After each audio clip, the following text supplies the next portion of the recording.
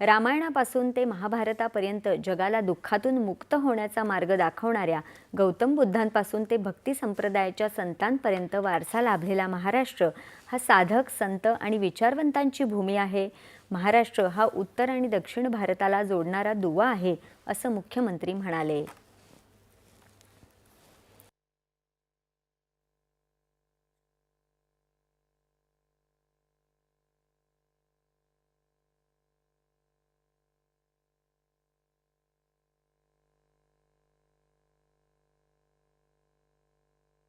नक्की महाराष्ट्राची कहाणी सुरूच होते ती देवाच्या पावलांनी.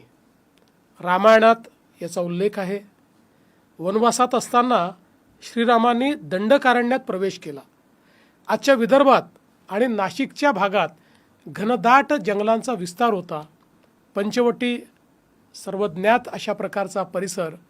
तो नुसता पुराणातला एक शब्द नाही आहे. दंडकारण्यच नाही फक्त ते, करेक्ट. आणखीन काही आहे. तो रामायणातल्या जिवंत भूगोलाचा भाग आहे. जी जी. हेच ते ठिकाण जिथे लक्ष्मणाने लक्ष्मण रेषा काढली, जिथे रावण साधू वेशात आला, सीतामाईला फसवून पळवून घेऊन गेला.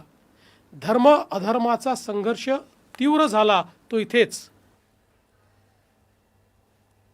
आषाढी एकादशी निमित्त पंढरपूरला जाणाऱ्या वारीची गाथा म्हणजे महाराष्ट्राची आध्यात्मिक पायाभरणी आणि उभारणीची गाथा असल्याचं त्यांनी सांगितलं.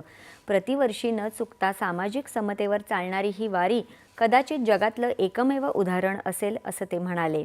वारी ही कोणता इव्हेंट नसून ती चालती बोलती संस्कृती असल्याचं त्यांनी सांगितलं.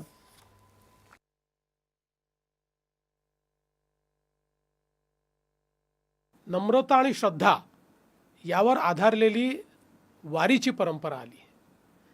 ती कदाचित मागे पुढेच आली किंवा एकत्रितच आली. जगात क्वचितच अशी यात्रा घडत असेल जी प्रतिवर्षी न चुकता भक्तीवर आधारित असलेली वारी सामाजिक समतेचा झरा बनली. वारीला जातीत थारा नाही, वर्ण अभिमान विसरली जाती. ही वारी कोणतं इव्हेंट नाही, ही चालती बोलती संस्कृती आहे. एक अखंड स्मृती आहे जी महाराष्ट्राचा आत्माभिमान जपते.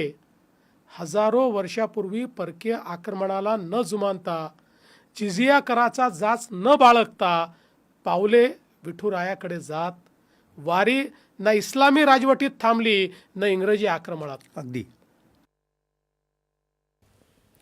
अमेरिकेत टेक्सास इथे आलेल्या